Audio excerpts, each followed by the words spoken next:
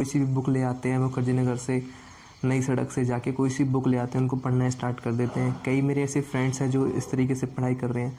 तो मेरा कोई मोटो सिर्फ इतना बड़ा मोटो नहीं है, सिर्फ इतना मोटो है कि जो सिविल सर्विस का जो सिंपल प्रोसीजर है एग्ज़ामिनेशन का, उसको आपको समझाया जाए। तो स्टार्ट करते हैं इस वीडियो को। सबसे पहले आपको पता है कि हमारे जो प्रीलिम्स, जो हमारा सिविल सर्विस का एग्ज़ाम होता है वो लगभग जून के आसपास होता है, और अभी फरवरी अब मार्च के पास नोटिफिकेशन आता है जिसमें सभी जो प्रीलिम्स के लिए फॉर्म भरते हैं। तो फॉर्म भरते हैं, फॉर्म की ज़्यादा फ़ीस नहीं होती, 100 रुपये फॉर्म की फ़ीस होती है।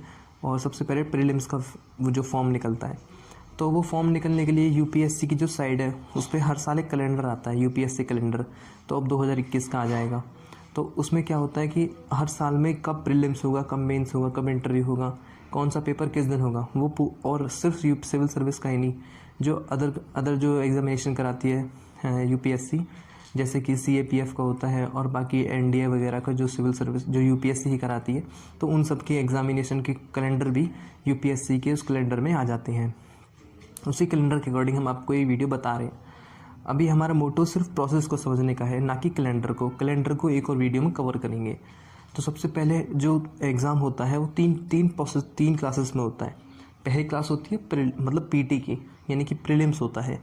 प्रीलिम्स के जब आप प्रीलिम्स क्लियर कर लेते हो तो उसके 3 या 4 महीने के बाद का जो डिस्टेंस है, अगर आप प्रीलिम्स क्लियर कर लेते हो तब आपका मेंस होता है। आपको मेंस के लिए अलग से फॉर्म भरना होता है, जिसको डेफ बोलते हैं। उस डेफ को भरने के बाद फिर मेंस का एग्ज़ाम होता है, फिर 3 या महीने के आसपास का टाइम होता है। अगर आप मेंस को भी क्लियर कर लेते हो तो आपको इंटरव्यू की कॉल आती है। अगर आप फिर आप इंटरव्यू देने जाते हो, फिर आप अगर इंटरव्यू को भी क्लियर कर लेते हो तब आप एक मतलब इंटरव्यू क्लियर करने के बाद फिर लास्ट में फाइनल में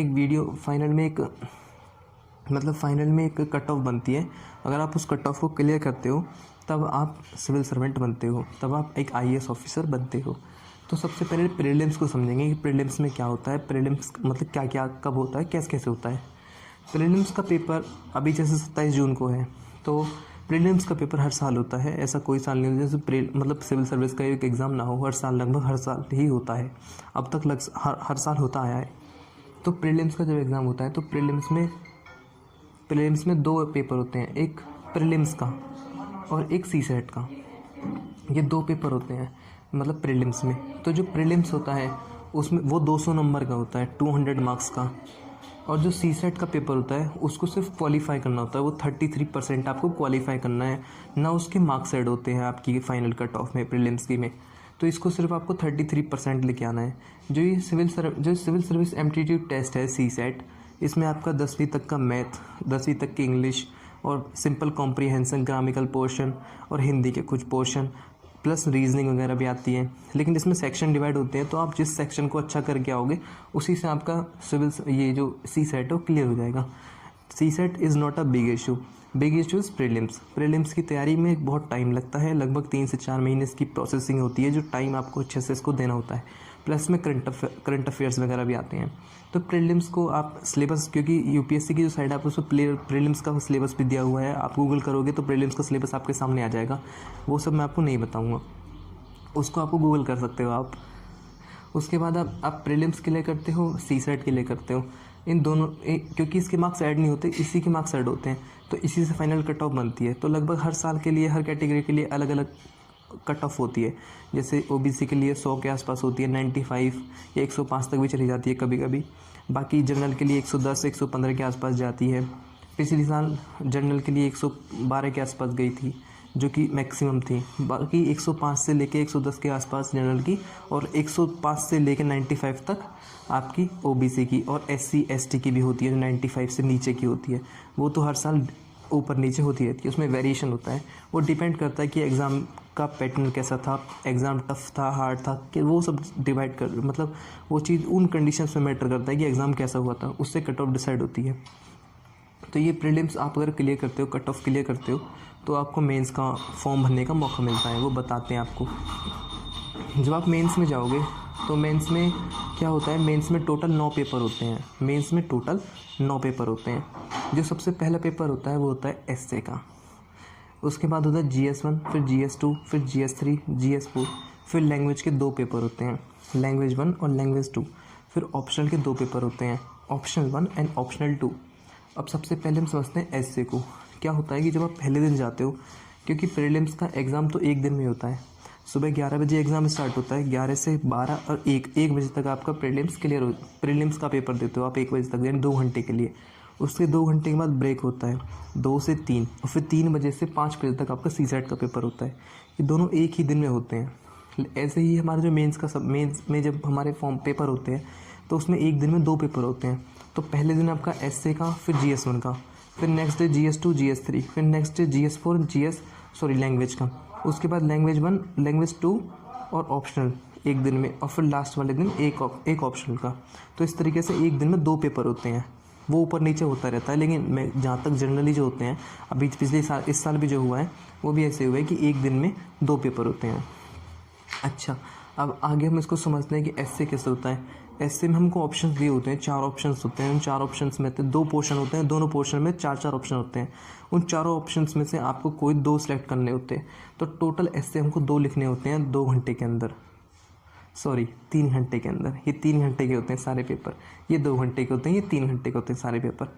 तो 3 घंटे में आपको 2 एसए लिखने होते हैं। उसके बाद आप जब GS1 पे आओगे तो GS1 में क्या होता है, वैसे तो सिलेबस का एक सैचुरेटेड, एक कंप्लीट डिफाइंड सिलेबस है यूपीएससी का, उसको आप डाउनलोड कर सकते हो।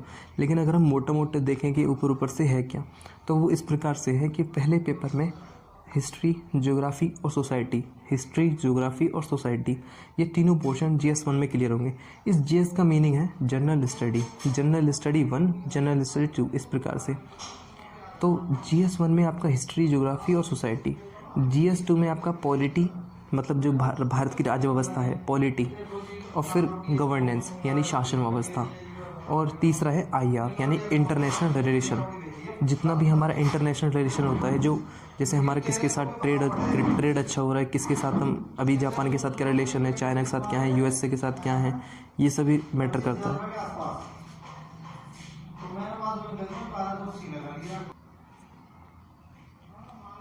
हाँ, तो फ्रेंड्स हम थे GS पेपर 2 पे।